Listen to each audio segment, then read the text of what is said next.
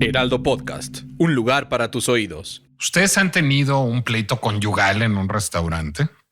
¿O han tenido un acuerdo de negocios en un restaurante? ¿A veces han hecho algún negocio no demasiado ortodoxo en la mesa de un restaurante? ¿Le han pedido matrimonio a alguien en la mesa de un restaurante? ¿Han regañado a sus hijos en la mesa de un restaurante? ¿Y cómo se les ha ocurrido hacer todo eso en un lugar público, expuestos a las miradas de los demás? Diré que yo mismo he hecho algunas de esas cosas en la mesa de un restaurante. ¿Y por qué las he hecho? Pues porque hay una convención social que nos lleva a no estar viendo a la gente que está en un restaurante comiendo. Normalmente dice la buena educación que si uno llega a un restaurante se concentra únicamente en lo que está pasando en su mesa y no anda fisgoneando las mesas de los demás. Y ese pacto, digamos, es lo que nos protege y lo que hace que podamos desarrollar comportamientos que serían privados en un lugar público. Pero más allá, imaginemos que de pronto cambiara la ley y se instruyera a todos los restaurantes a poner unos biombos de papel de arroz, japonés que dividieran todas las mesas para garantizar la privacidad de todos los comensales. Bueno, pues entonces a lo mejor empezaría a haber más fisgoneo, más espionaje entre una mesa y otra. Porque pues, si uno no tuviera, digamos, la presión social de no estar mironeando la mesa del vecino, pues a lo mejor podría uno llevar un alfilercito y empezarle a hacer agujeritos a la pared de papel de arroz para ver qué pasa en la mesa de al lado.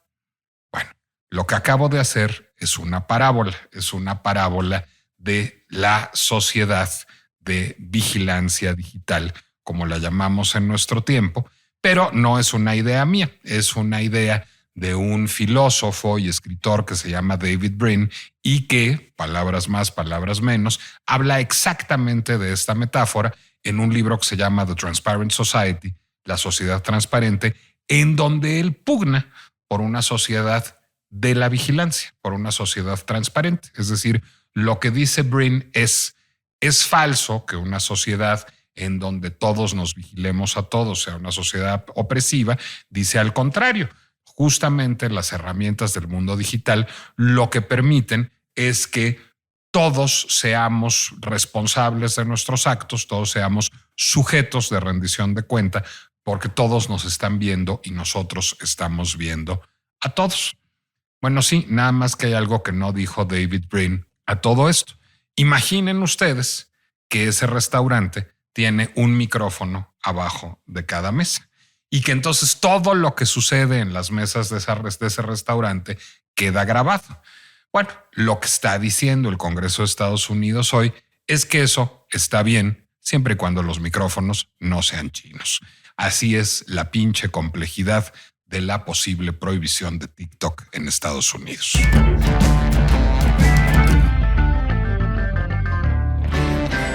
Soy Nicolás Alvarado, me da mucho gusto darles la bienvenida a una emisión más de La Pinche Complejidad, el podcast de El Heraldo de México, de Heraldo Media Group, en donde buscamos pues, ver los problemas desde la mayor cantidad y calidad de aristas posible. Y ahora estamos justamente hablando mucho del mundo de la vigilancia digital, del mundo de la transparencia, de la rendición de cuentas en la esfera digital, a la luz de una serie de fenómenos. Déjenme contarles que originalmente este podcast se nos ocurrió porque vimos una nota en la sección de deportes aquí del Heraldo que decía que la Liga MX iba a obligar ahora a todos los asistentes a los estadios a hacer un registro por internet, y si no tenías internet no había problemas, te registran llegando allá al partido para saber exactamente quién acude a los partidos, es decir, quién está sentado en cada butaca del estadio. Diré que a mí no me entusiasmó mucho la idea, pero tampoco me resultó innovadora porque, ¿qué creen? Hace unos meses estuve en Qatar, en vísperas del Mundial, en donde esta práctica pues, era francamente fresa. Es decir, no querían saber quién estaba en el estadio, querían saber quién estaba en cualquier punto del país en absolutamente todo momento. Y para eso, cuando uno solicita su entrada al país, tiene que descargar una aplicación en su teléfono que tiene que mantener activa de manera permanente y sin la cual no puede uno registrarse en un hotel, abordar el metro o casi cualquier cosa que implique una interacción en el espacio público. Entonces, bueno, pues en efecto, ya lo de la Liga MX pues parece un asunto bastante menor a estas alturas.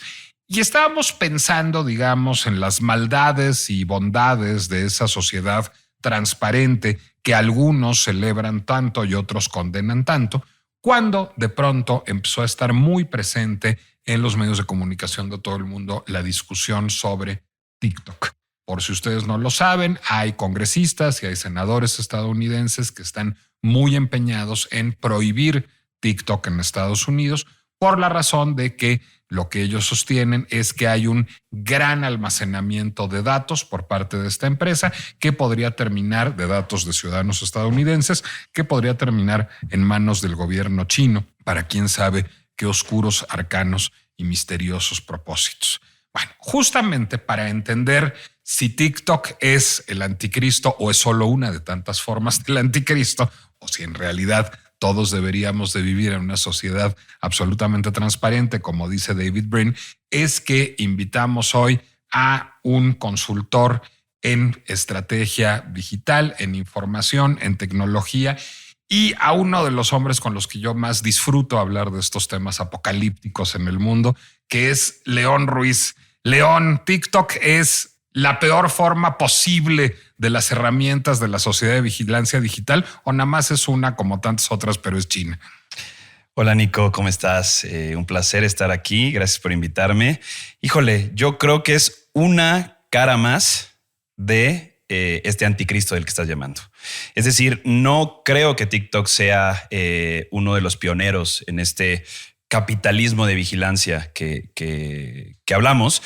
Yo creo que es parte fundamental de una contraparte de un país que pues no es particularmente amigo de Estados Unidos, ¿no? Y que evidentemente es una amenaza para las grandes compañías de Big Tech allá en Estados Unidos. Apple, Facebook, Twitter y las Instagram, todas ellas están bajo los ojos y bajo la amenaza de TikTok en este momento. ¿Por qué? Porque es una red social que permite, ¿no?, a todos y a todas la posibilidad de llegar mucho más allá que una red social actual, ¿no? Es decir, tenemos actualmente más de 150 millones de usuarios solo en Estados Unidos. O sea, un tercio de la población de Estados Unidos usa TikTok. Es correcto. Y es impresionante la manera en la que ha crecido. Ha crecido exponencialmente y yo creo específicamente que ahorita mucho de lo que los congresistas están hablando, que están, digamos, como imponiendo o queriendo imponer esta prohibición a TikTok, viene por parte de un lobbying fundamental de Facebook y de todas estas grandes compañías. O sea, es decir, les están quitando mercado. Están quitando mercado. Poco a poco se ha visto una disminución también en la adopción de estas redes sociales y TikTok está entrando con poderío no solo en Estados Unidos, en México también, en Latinoamérica y en todo el mundo. Entonces yo creo que por eso es una gran amenaza, pero al final sigue siendo, digamos, una cara más de este anticristo al que estás llamando a todas estas empresas de Big Techs, ¿no? Pues no soy yo, es Shoshana Zuboff, una autora que acuñó un término que tú acabas de usar, León, que es capitalismo de vigilancia. En un libro que fue publicado hace unos 5 o 6 años, si no me equivoco. Sí, por ahí. fue hace unos 5 años. Sí, claro. como unos 5 años. Shoshana Zuboff, una académica estadounidense, el libro se llama El capitalismo de vigilancia. Lo que postula es que hay, digamos, como una nueva forma del capitalismo, un nuevo avatar del capitalismo, en donde, digamos, el producto con el que se lucra es nuestra intimidad, son nuestros datos. Y a esto ella le llama el capitalismo de vigilancia. Lo que sostiene Shoshana Zuboff es que quien originó este capitalismo de vigilancia fue Google. Es decir, que Google en algún momento dijo, caray, pues si tengo aquí un chingo de datos de toda la gente y sé lo que busca y sé lo que le interesa, pues esto es oro molido, porque con esto le puedes vender lo que quieras a quien quieras, porque a partir de su historial de búsqueda, pues tú sabes exactamente en qué está pensando, qué le interesa y qué necesita, y utilizar esos datos con fines mercadológicos, y este fue el origen del capitalismo de vigilancia. Una cosa que dice Zuboff de manera muy importante en el libro, insisto, cuando se publicó el libro ni siquiera existía TikTok, es que en algún momento sale el CEO de Google a decir, bueno, pues sí, qué barbaridad. Los motores de búsqueda tienden a almacenar alguna de la información de los usuarios que los van consultando. Y lo que dice Zuboff es la pura madre. No es que los motores de búsqueda tiendan a almacenar. Pues los motores de búsqueda no son un fenómeno biológico que tiene comportamientos impredecibles. Los motores de búsqueda están programados para almacenar esa información. Y esa información además es susceptible de que el gobierno nacional en donde está registrada la compañía pida la información y diga, yo quiero saber quién está buscando artefactos explosivos de producción casera. Yo quiero saber quién ha estado consultando sitios de partidos comunistas. Yo quiero saber quién odia a León Ruiz y le quiere aventar pasteles de limón en la cara. Y, digamos, estaría obligado al ser parte de, el empresariado del país a entregar esa información. Ahora, digamos, esto no exime en lo más mínimo a las otras redes sociales. Creo que ahí tienes toda la razón, León, en decir, pues TikTok es lo mismo que Instagram o que Facebook o que Twitter, y seguramente a compañías como Meta o como Twitter o como Google les molesta mucho, digamos, que pues les esté quitando una parte tan importante del pastel. Pero la opacidad del gobierno chino no contribuye, digamos, ahí sí en alguna manera a diferenciarla de las otras compañías, o todo es lo mismo.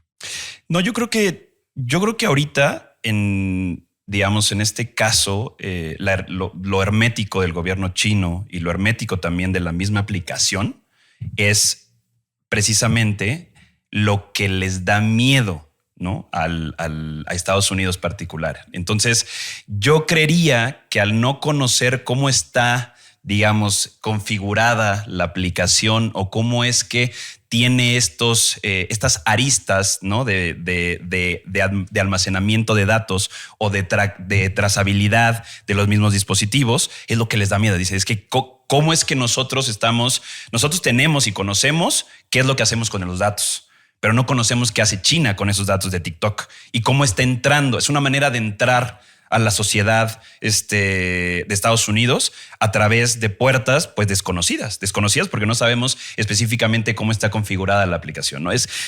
Hay matices, obviamente, se conocen ciertas cosas, pero hay muchas otras puertas o backdoors que no se conocen de TikTok y que particularmente el gobierno chino tampoco está dispuesto a soltar, ¿no? Es decir, ahí está específicamente la moneda de cambio que ahora tiene el gobierno chino precisamente como para poder aventajar en ciertos aspectos y en cierta medida al gobierno de Estados Unidos. Entonces es otra guerra más, ¿no? Ahora batallando o peleando una disputa en una esfera, digamos, como digital y de atención.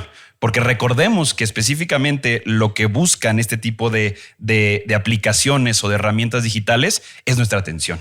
Es nuestra atención. Y me gustaría, digamos, aquí hacerte una pregunta y problematizar un poquito respecto a esto, porque haciendo una arqueología de lo que tú dijiste que la profesora Zuboff, ¿no? Shoshana Zuboff, habla en su libro del capitalismo de vigilancia, y ¿estamos dispuestos a hacer un trade-off de nuestra hiperpersonalización de las cosas que nos ayudan en la vida diaria a partir de darles la información a estas empresas? Es decir, nosotros actualmente, a mí me gusta tener en mi celular cualquier cantidad de herramientas que nos ayudan específicamente a mi vida diaria, que me optimizan el tiempo, que me ayudan a llegar a un destino a otro, que tengo la posibilidad de editar una foto, de compartir, de poder crear prompts y generar con este nuevo ChatGPT, poesía, etcétera, etcétera. Son herramientas que nos ayudan. A partir de eso, nosotros estamos dispuestos a no leer las condiciones y los avisos de privacidad que están en cada una de estas cosas. Entonces, yo diría, actualmente nosotros, y es lo que la profesora Zuboff dice, y es tenemos nosotros, o sea, es tan maquiavélico y es tan perfecto como lo hacen estas aplicaciones, que estás tú dispuesto de una manera muy orgánica a ofrecer toda esta información a estas terceras partes de estas aplicaciones con tal de beneficiarte en tu vida. Entonces, ¿tú estás dispuesto, por ejemplo, a dar ese tipo de trade-off? Pues no estarían escuchando esto en Spotify o en Apple o en Amazon si no estuviera yo dispuesto. Exacto. No lo podría yo escuchar en Spotify o en Apple o en Amazon, porque además, pues me beneficio incluso de ello. Exacto. Es decir, mientras yo escucho esto en Spotify, se está acumulando una lista de recomendaciones de canciones, de discos, de podcasts, de playlists que son susceptibles de gustarme, porque en efecto está detectando bien cuáles son mis preferencias. Y eso es algo bastante inocente. Es decir, que Spotify sepa qué música oigo o qué podcast me gustan, pues no es particularmente preocupante. Ahora, no toda la información es tan inocente. Claro. Déjame ponerte un ejemplo que seguramente tú debes de conocer. Bueno, antes de que existiera Tinder, que ahora es tan famoso, pero después de que existiera Bumble, el blueprint de Tinder, y tú lo sabes bien, es Grindr. Era un sitio, digamos, de una aplicación de conecte gay. O sea, no era para tener bonitas relaciones para el resto de tus días, sino pues para ver con quién te ligabas en un momento y lugar específico. Pero protegiendo, digamos, de alguna manera la identidad de sus usuarios y digamos, los encuentros de sus usuarios, pues Grindr empezó a pedir, por ejemplo, el estatus de VIH, es decir, saber si la gente era seropositiva o no. Y luego resultó que una empresa china compró Grindr y luego resultó que las autoridades estadounidenses obligaron a esta empresa china a vender Grindr porque no querían que la información de ciudadanos estadounidenses con respecto a su estatus de ser seropositivos o no estuviera en manos del gobierno chino. Claro. No fuera que los fueran a chantajear, digamos, a partir de conocer esta información. Hay de información a información, es decir, hay información que no nos importa que tenga un tercero, nuestras preferencias musicales. Hay información que sí nos importa que tenga un tercero. Si somos seropositivos, pues evidentemente nos va a preocupar que esa información la tenga un tercero. Pero déjame problematizar tu problematización. ¿No da un poco igual si ese tercero es el gobierno de Estados Unidos, el gobierno chino, Google, Grindr, TikTok, Tinder o Facebook? Totalmente. O sea, al final... Es igual de peligroso, Es igual de peligroso, por supuesto. O sea, al final, o sea, los gobiernos... O sea, creo que la distinción entre los gobiernos, digamos, comunes y corrientes como los conocemos y los gobiernos corporativos, como pueden ser estos grandes conglomerados de aplicaciones o de big techs, yo creo que es lo mismo, es igual de peligroso. Al final, creo que una de las cosas que a mí más me preocupan es la tendencia que están teniendo ahora las aplicaciones y con ya la evolución de la inteligencia artificial para llevarnos a dar eso que realmente necesitamos sin saber que necesitamos, ¿sabes? Y eso es bien chistoso, porque desde esa forma empiezan a generar, digamos, como cambios en los comportamientos de las personas, de las sociedades y de grupos poblacionales específicos que quisieran, digamos, manipular. Y esto, y no quiero caer, digamos, como en teorías de conspiración, porque no tiene nada que ver. De hecho, difícilmente con ese celular podrías defenderlas. Pues claro. Eres usuario y parte de ese mundo. Claro, por supuesto. Pero, por ejemplo, hay algo bien interesante que dice Zuboff, ¿no? Shoshana Zuboff. Y es, a partir de los 2000, por ejemplo, en el momento en que Internet estaba penetrando mucho más la sociedad, hay un concepto que ella llama como el digital waste, que es la basura digital. Esta basura digital era todo lo que se consumía o que se sabía que se consumía dentro del Internet, pero que en ese momento no tenía una aplicabilidad real. O sea, es decir, no sabíamos qué hacer o no sabían qué hacer en ese momento las grandes empresas de tecnología con ese exceso de datos. Ponme un ejemplo de datos generados que son digital waste. Por ejemplo, antes, cuando no había, no sé, supongamos, cuando no sabíamos, cuando no existía Google Maps, por ejemplo, ¿no? Digamos, no había, digamos, como estas aplicaciones para trasladarte, para saber geográficamente, posicionarte geográficamente dónde estabas. Pero de cierta forma ya se empezaban a trazar, digamos, con antenas específicamente de Internet, dónde estabas posicionado. No sabíamos qué hacer con esa data hasta que llega a Google Maps y empieza, digamos, como a trazar específicamente el comportamiento de Nicolás, y va de un Starbucks a su casa y de la casa al Heraldo y del Heraldo. Ahí ya está creando un patrón específicamente. Un patrón que hace que yo voy a hacer una confesión. La pinche complejidad se graba los miércoles.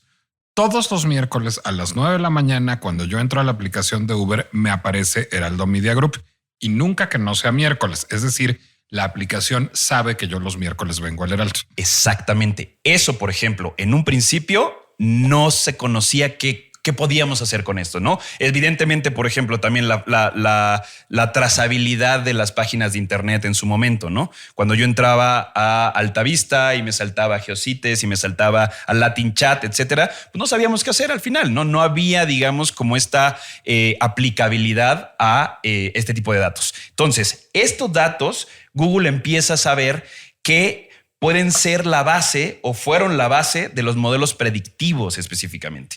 Y esto Shoshana le llama behavioral surplus, que podríamos llamarlo como un excedente de comportamiento, que son específicamente lo que ahora dan pie o lo que da la génesis a este capitalismo de vigilancia. Es decir, ahora la métrica que buscan estas grandes empresas es precisamente el behavioral surplus. Es decir, si yo veo específico que tú en el Uber abres y te dice el Heraldo de México, perfectamente bien puedes saber Starbucks en su aplicación, no sé, que te puede mandar un código de 20% de descuento para que los miércoles en este Starbucks que está cerca del Heraldo de México puedas comprar tu café. Entonces es impresionante cómo desde los 2000 se viene preparando eso. Ahora, la evolución que ha tenido y ahora con nuevas tecnologías como la inteligencia artificial es precisamente algo que a mí en lo personal me gusta mucho ver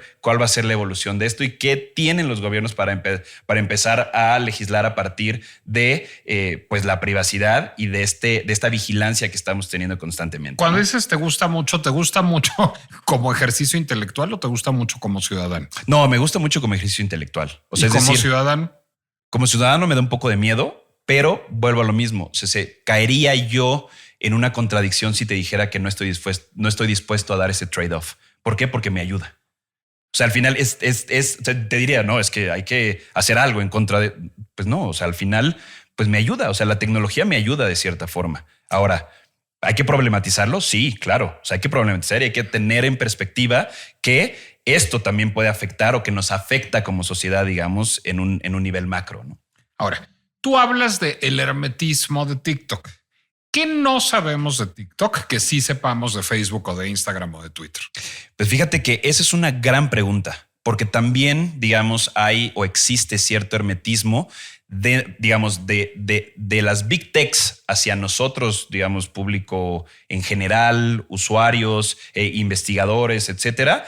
Hay también ciertas barreras de entrada a pues transparentar completamente cómo están construidas estas aplicaciones. Pero yo más bien me refería a el hermetismo que existe entre las compañías. O sea, es decir, TikTok ahorita sabe específicamente cómo está constituido y cómo es que genera estos datos, estos modelos predictivos para poder saber cuál va a ser la gran nueva canción que va a reventar TikTok y que la gente va a empezar a utilizar, ¿no? Que es, digamos, esa es la métrica que quieren, la atención que nosotros tenemos dentro de TikTok. Ahora, si lo volteamos con Facebook y con Twitter y con Instagram, etcétera, o sea, es exactamente lo mismo.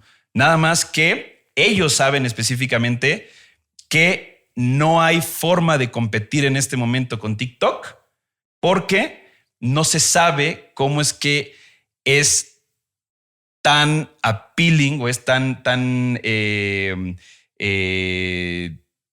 sí, ¿por qué le gusta tanto a la gente? ¿Por qué le gusta tanto a la gente? Exacto. Entonces yo más bien lo que diría es, todas las empresas tienen su protección o su hermetismo respecto a cómo están constituidas y cuál es la estructura de datos que tienen. Ahora, hay de cierta forma, ciertas legislaciones que en Estados Unidos pueden evidenciar, ¿no? Como lo que vimos con Facebook y Cambridge Analytica y etcétera, etcétera, ¿no? Que Facebook está haciendo ciertas, está generando, digamos, como ciertos comportamientos en las personas, y esto está documentado, para llevarlas, digamos, por un lado que beneficie al mismo Facebook o a grupos terceros, ¿no?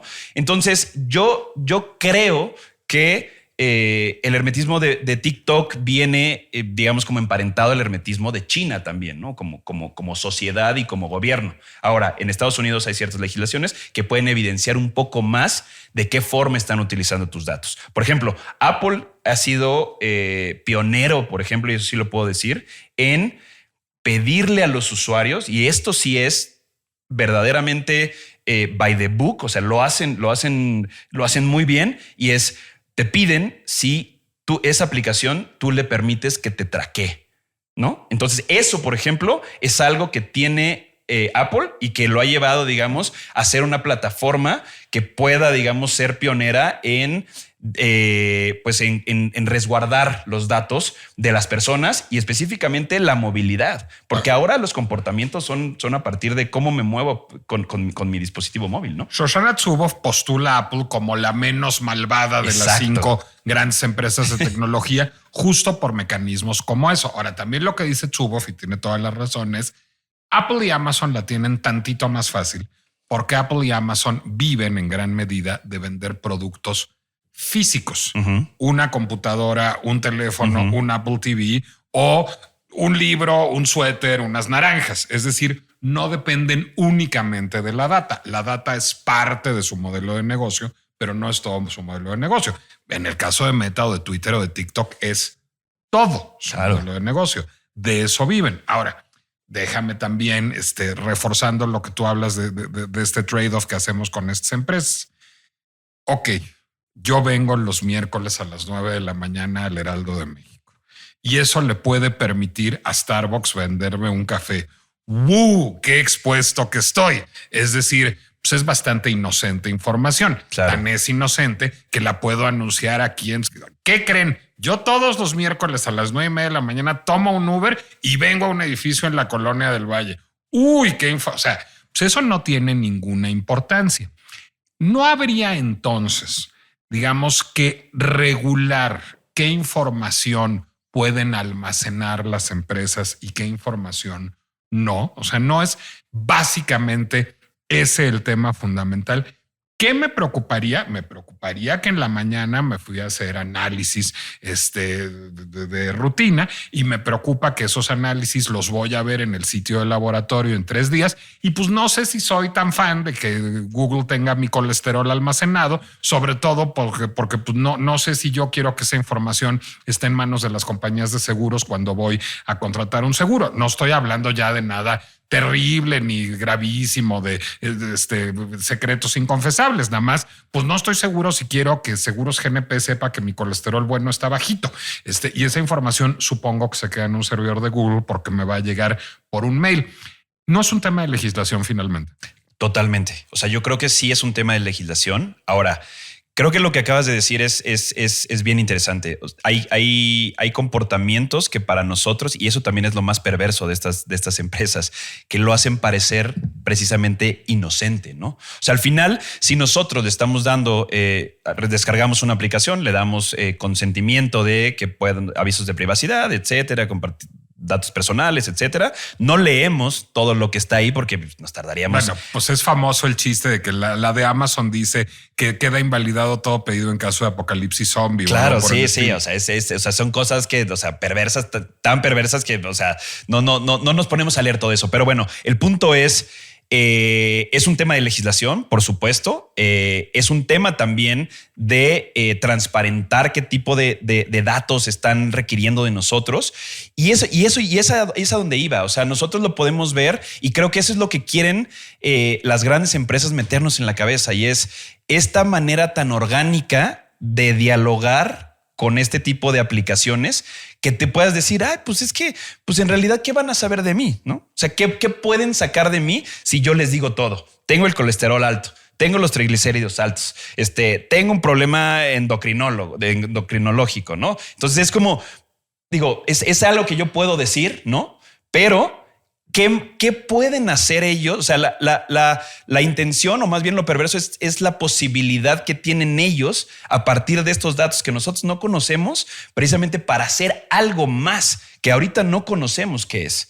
Entonces, yo creo que es definitivamente algo que hay que legislar, es definitivamente algo que se tiene que transparentar. O sea, a mí me encantaría que Google me dijera, ¿sabes qué es lo que recabamos de ti? Esto, de una manera también accesible. O sea, si bien yo tengo conocimientos tecnológicos y demás, puedo acceder a Google y revisar cuáles son mis trayectos, empezar a borrar los trayectos que he hecho en Google Maps, etcétera. Pero mi mamá no lo haría.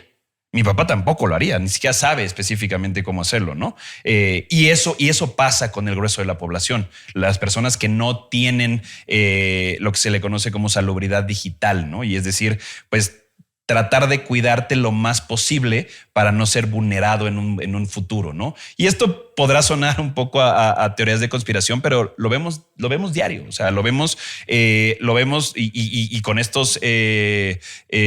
con estas personas que han sacado secretos a la luz, ¿no? De Facebook, de Amazon, de Google, etcétera, etcétera. Entonces, claro que es un tema de legislación, pero también es un tema de nosotros empezar a pensar cómo es que dialogamos con estas aplicaciones, para qué nos sirven y de qué forma estamos comportándonos con ellos, con estas aplicaciones. Entonces, déjame redimir al pobre David Brin, que empecé hablando mal de él, empecé burlándome de su parábola del restaurante y fue injusto. Les voy a decir por qué.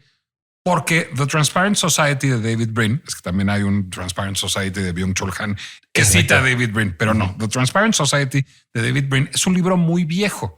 Es un libro de 1998. Digo, 1998 apenas hace 25 años. O sea, sí. Me dirán ustedes, vieja la Biblia de Gutenberg. Pues sí, nada más que en términos de lo que ha sucedido con el universo digital y con la vigilancia digital, pues es una cosa prehistórica el libro de David Brin. Y sí, entonces él no podía anticipar que iba a existir todo esto de lo que estamos hablando. Pero una cosa que sí es importante es que lo que dice Brin es: el mejor de los escenarios posibles es cuando todo el mundo es transparente, también el gobierno. Es decir, lo que dice Brin es: bien está que todos nos vigilemos, es decir, sí, también nosotros podemos vigilar al gobierno. Si el gobierno no es transparente, el modelo no funciona, porque entonces hay un modelo de control totalitario. Y lo voy a extender, déjenme echarle una untadita de Shoshana Zuboff a este sándwich. Si las empresas no son transparentes, tampoco funciona el modelo. Es decir, nada de malo habría en que Uber sepa que yo vengo los miércoles al Heraldo y le vendiera eso al Starbucks, si yo supiera qué hace con mi información Uber, Starbucks, el gobierno mexicano, el gobierno estadounidense y el gobierno chino. Brin dice de alguna manera que la absoluta privacidad es utópica. Yo creo que la absoluta transparencia es también utópica.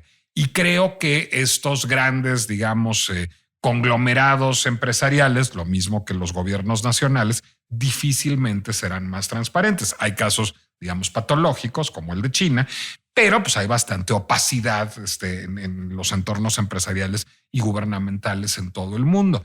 Ahora, creo que parte del problema tiene que ver con que todavía hemos buscado que la legislación que rija el universo digital sea una legislación nacional. Y creo que eso es lo que derrota todo esfuerzo en todo momento, porque, digamos, el mundo digital no corresponde necesariamente a Estados-nación. Sería una legislación internacional lo que procedería para una buena regulación del uso de datos por parte de las empresas y los gobiernos, León? Yo creo que sí, aunque como lo dices, creo que puede llegar a ser un tanto utópico. O sea, no creo, o sea, definitivamente tiene que ser algo que vaya de manera transversal en gobiernos nacionales, pero en un principio yo creería que muchas de las empresas que actualmente recaban nuestros datos son empresas que vienen de Estados Unidos, ¿no? Son empresas que están, pues ahora sí que bajo la legislación del gobierno de Estados Unidos. Entonces, yo creo que sería un primer paso, ¿no? Empezar a legislar a partir de en vías, digamos, como de una legislación internacional.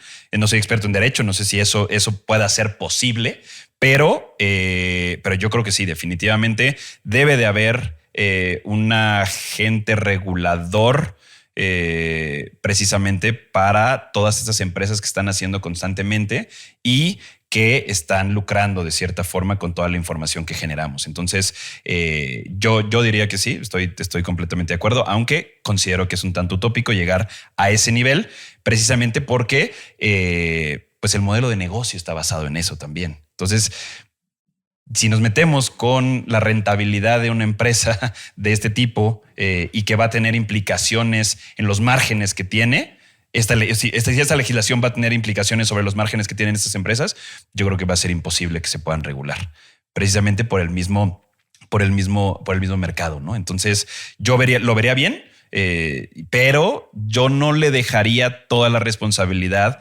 a los gobiernos o a las legislaciones. Creo que nosotros también como población o como personas que utilizan estos servicios, creo que empezar a discutir respecto a si yo estoy dispuesto a darle mi información a partir de un cambio muy particular de ayuda en mi vida diaria. Yo creo que con eso ya empezamos a ganar algo, ¿no? Por lo menos conocimiento de que están llevándose esta información y que pueden lucrar con ella.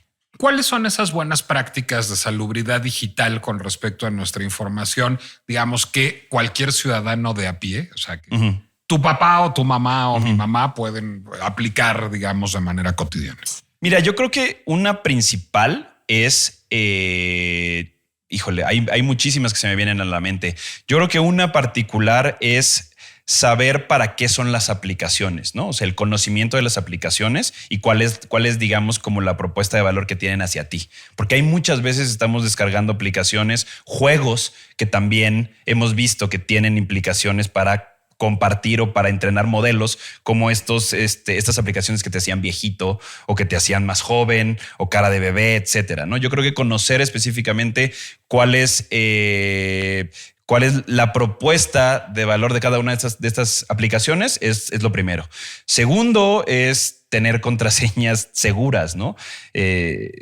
No sé, hay veces en que con León 1, 2, 3, 4, bueno, pues en cualquier momento te pueden hackear, ¿no? Entonces una buena práctica de seguridad es tener una aplicación ahora sí que te permita o tú mismo generar frases, ¿no? Frases en vez de números o de secuencias o de caracteres, frases que puedan ser más complejas de no vulnerar, ¿no?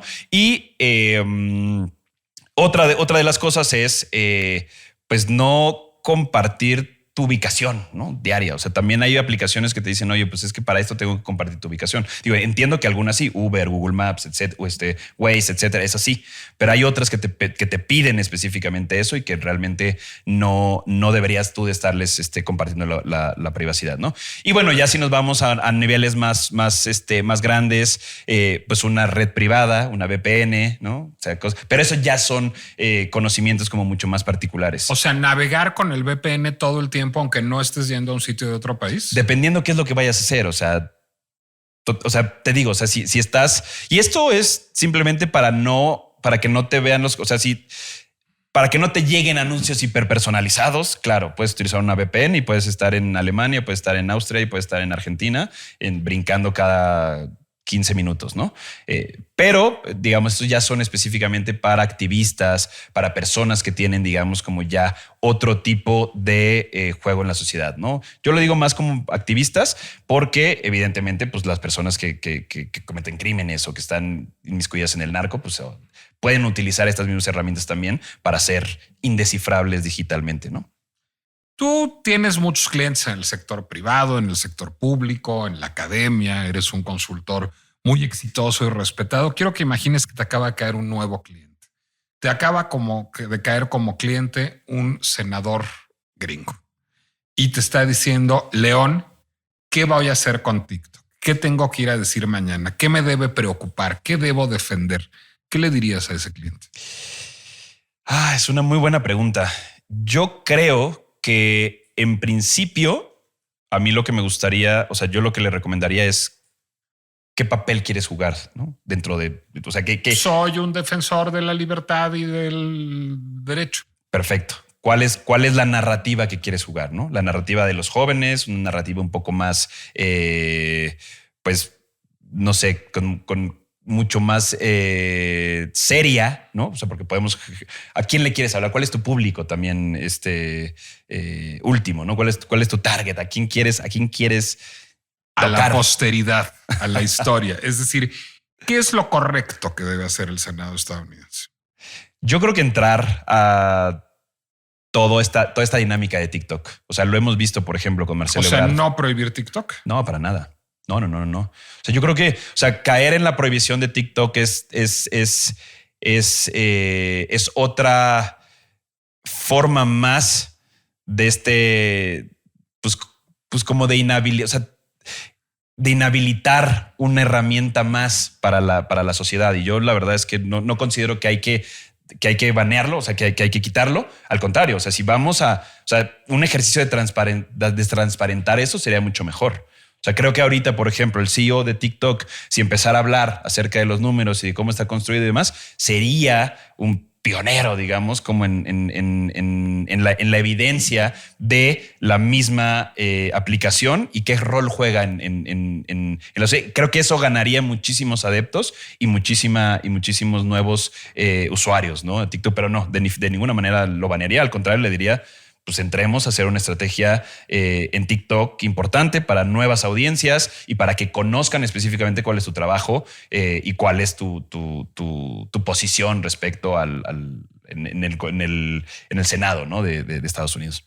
León, dado que vamos a seguir en el trade-off de data, ¿en dónde te podemos seguir en redes sociales? Muchas gracias. Estoy en TikTok. Estoy en TikTok también, pero lo tengo privado, entonces ese sí no lo voy a compartir. Okay. Pero bueno, estoy en Twitter como @Nabolom y en Instagram @Nabolom también. @Nabolom con B grande y con M al final. Ahí pueden seguir a León Ruiz. Gracias, León, por acompañarnos y por hacernos entender que TikTok es menos perverso de lo que quiere hacernos pensar el Congreso estadounidense, o tan perverso como todos los demás. Soy Nicolás Alvarado, les agradezco mucho que me hayan acompañado en un episodio más de La Pinche Complejidad. Les recuerdo que pueden dejarle todos sus datos y sus intimidades al escuchar La Pinche Complejidad a Spotify, a Apple Music, a Amazon, a Deezer, a YouTube si quieren contribuir al imperio de Google o a lo que ustedes quieran. Y aquí seguimos ordeñando sus datos en un episodio la semana próxima.